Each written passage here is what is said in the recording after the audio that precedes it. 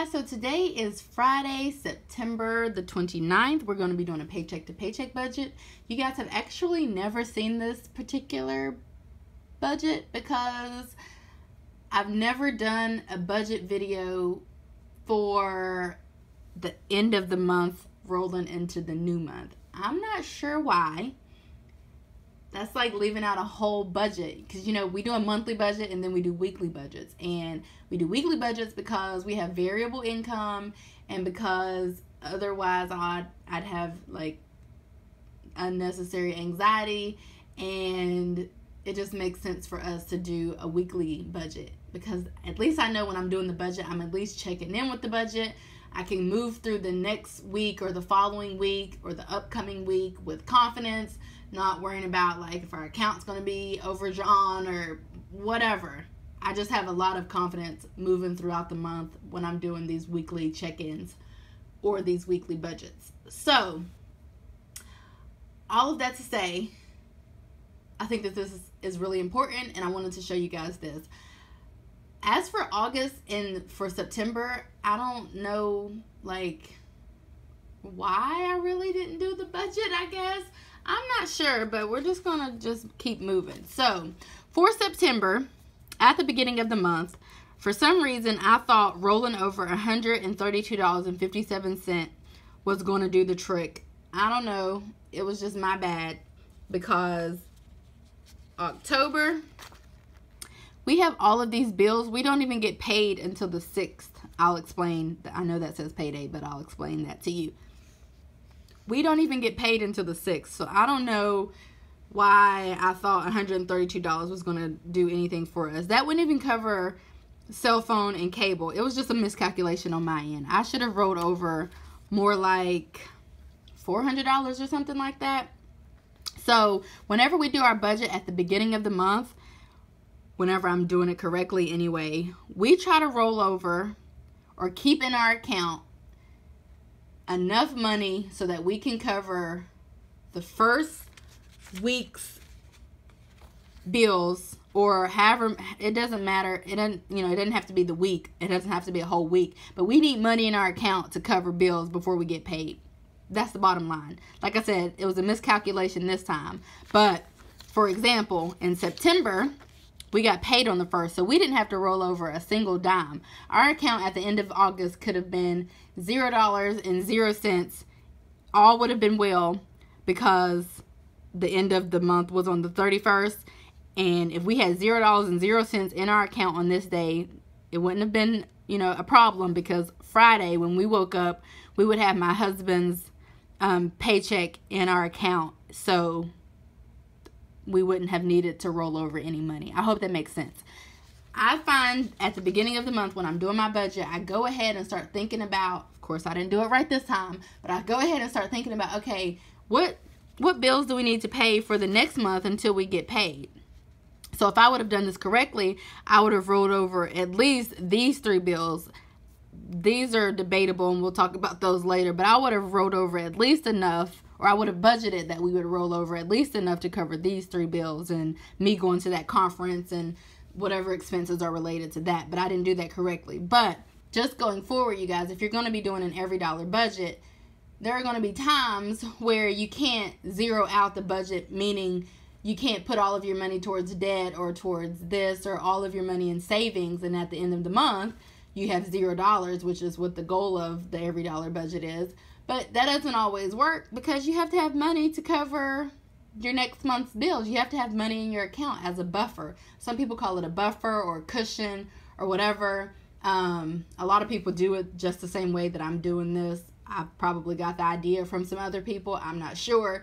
But you have to make sure that when you're doing your budget, you are being mindful of the next month and what bills that you need to pay before you get a paycheck. So I hope that makes sense. So for October, for example, our rollover, I don't have it written on here yet, but this is the end of the month. My husband will get paid on the 3rd. We'll need a rollover cell phone bill.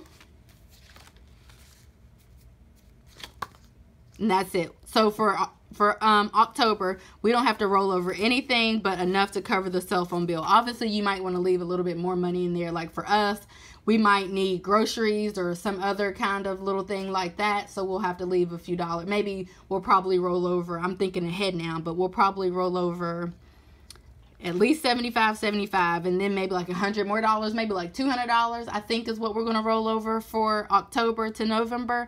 But we have to make sure we have enough money in our account at the end of the month to cover our next month's bills up until we get paid. So just keep that in mind when you're doing your budget. Hope that made sense. If not, then I've just ran it for 5 minutes for no apparent reason. So anyway, we're in September. I've added up the money that we have available to us. We have $566.09. Some of this money is income, or really money that I received from a friend. She basically deposited it into my account. So some of that money, although I've added it in here, it will be spent frivolously, and I've already made plans for how I'm going to spend that money. So even though we are paying off debts and all of that, I'm still going to enjoy the money that I received for my birthday. So keep in mind that. So where we're at today. I've taken care of my car registration today, late. I got a late fee. It was only $5, but still, got to do better next year. Today, I think I'm going to have my cheat meal. I'm going to pay for it with the money that was received from my friend for my birthday. So I'm thinking that it's going to just be fast food, and I'm going to have my husband pick something up, in which case we're going to subtract $20. For the 30th, we are going to concerts. I'm going to a training. Why don't I have training on there? Oh, probably because I don't know why I didn't have it. Probably because I just committed to going to it last week. I have a training tomorrow also. I think we have to bring our own lunch, but I can do that because I have food, so I can take my own lunch. But other than that, we have to go to the concert. Parking is going to be $20. Let's subtract that. And then we may have to grab some like fast food, but I can't have another cheat meal, so it'll actually probably be a salad. I can have a salad from any place as long as the chicken is grilled, basically. Or, you know, I don't have to have chicken in it, actually. But we'll probably have to grab something like that tomorrow because we are not going to have a lot of time to get to the concert and all of that. So I'm subtracting $15. So I'm also going to need a little bit of gas, actually, to get there. I drive a hybrid, so whenever I do gas, just know that, you know, it's really not that much because I drive a hybrid and I don't use that much gas. So, I mean, I fill up for like literally when gas is not sky high like it is now. I think it's like $2.40. When gas is like a normal price, like $2.80. I'm in the South also. I literally fill up for like $15. So $10 will give me like, actually it'll probably put me on full because I have some gas already. Anyway, $10 for gas. That will leave us with roughly, you know, as long as we don't overspend in certain categories or no other major expense pops up between now and tomorrow, that means we'll end up rolling over about $501.09. So then what we do is we come to our overview here. We subtract all of our bills because those are important, and then we start subtracting other things. So the first bill is our cell phone bill. I have to go to this conference, so I'm probably going to need, I have to go there and back these 2 days, and I'm driving us. So I'm probably going to need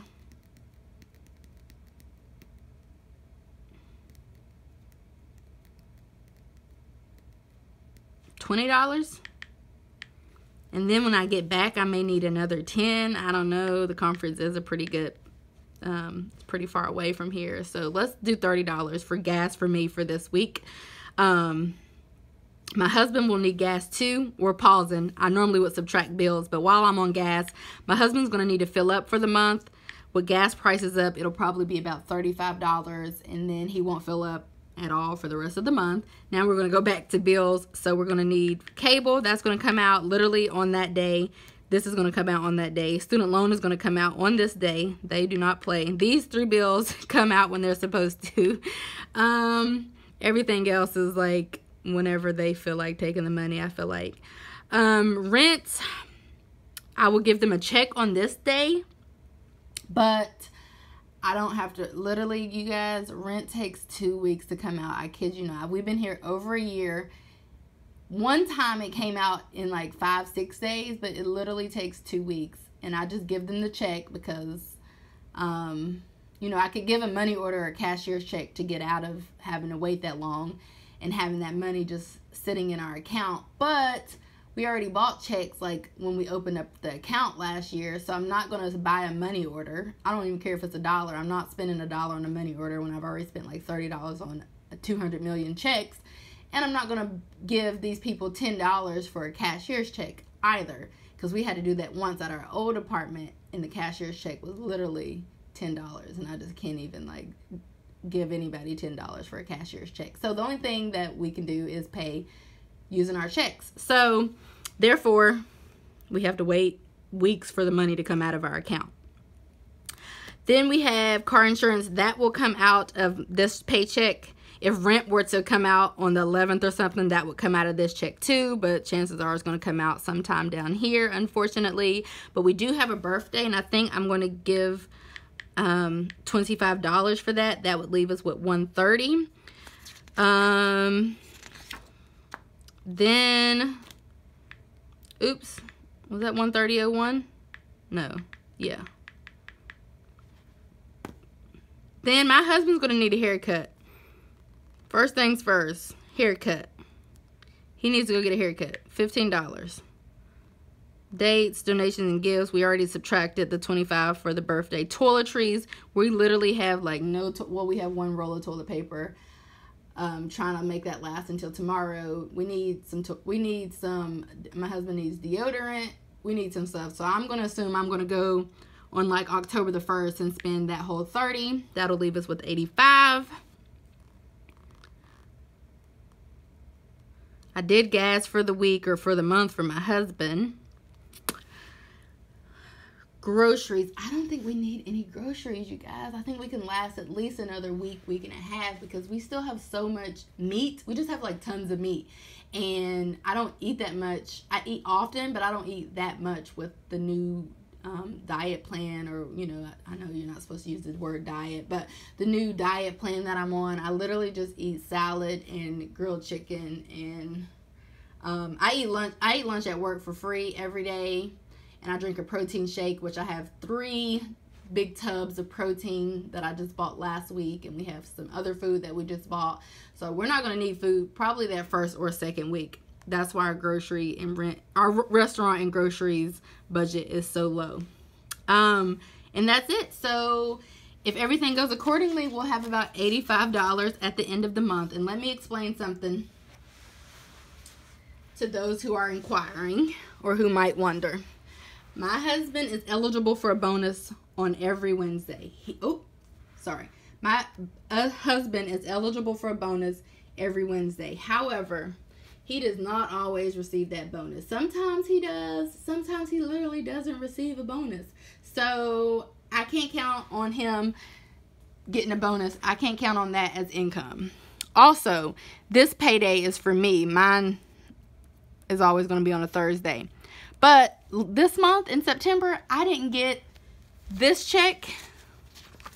It's not direct deposit. It's like an actual check. I didn't get this one until literally probably on the 21st, on this Thursday. So it was like 2 weeks late. So I cannot count on this check. So unless he cashes that $150, which I always have to get on to him about because he just forgets. It's like a bonus and he always forgets to cash it. Unless he cashes that, we're literally going to be working with about $85 for the week. And my husband will get paid like an actual check on the 6th that we can count on and depend on to cover car insurance and rent even, or whatever it is that we need to cover. So, oh, how convenient. I have to pay my trainer on the day that I get paid. So, blah. Anyway, so we'll have about $85. If we tend to overspend a little bit, like today, if we spent over $20 eating out, then that's going to have to be subtracted from that. I'll have to go back in and do this. Like, we only have $85, so we have to make the $85 work. We literally don't have any more money unless he cashes the $150, and that's debatable because he just always forgets, and I just don't even worry about it. I'm not going to hound him to cash $150, even though I would love for him to do it like promptly. He doesn't really do it, so whatever. But literally, we have $85 remaining. We have to make this work. If we overeat today, or if we overeat tomorrow, or like we spend more today eating out, or if we spend more tomorrow eating out, or if parking is actually $40 or whatever, or if we spend $40 for our toiletries or whatever the case is, we just have to, if we overspend, we have to make sure that we're staying within this little budget, because all we have left after all of that I just budgeted for is $85. We can't overspend we can't spend more than what we have, or we'll be living above our means and our account will probably be in the negative. Which reminds me, I need to take the overdraft protection off of our account. Also, you guys, let's say randomly rent actually came out on the 5th, which is going to be impossible because I pay it when I get home from work, because they're not open when I go to work.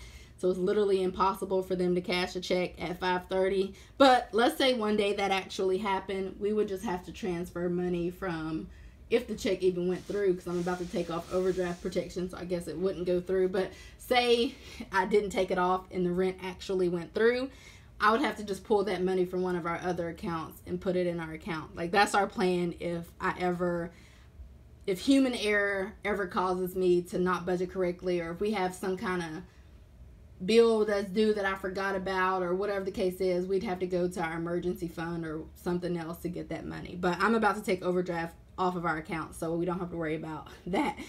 At which case the check would actually bounce, and then we'd have to pay a $25 late fee. I don't know. We've never paid rent late because we pay it on the 5th and they don't take it out until the 19th or the 20th or whatever. Anyway, guys, this is our budget. We have $85. We'll have $85 remaining unless my husband cashes that $150. Then we'll have $235. But as of right now, for the next week, we'll have about $85 as a buffer or as a cushion to kind of help us get through the next week. Anyway, hope this makes sense. If you guys have any questions, just leave them down below as you already have. Or you can email me at shaybudgets@gmail.com.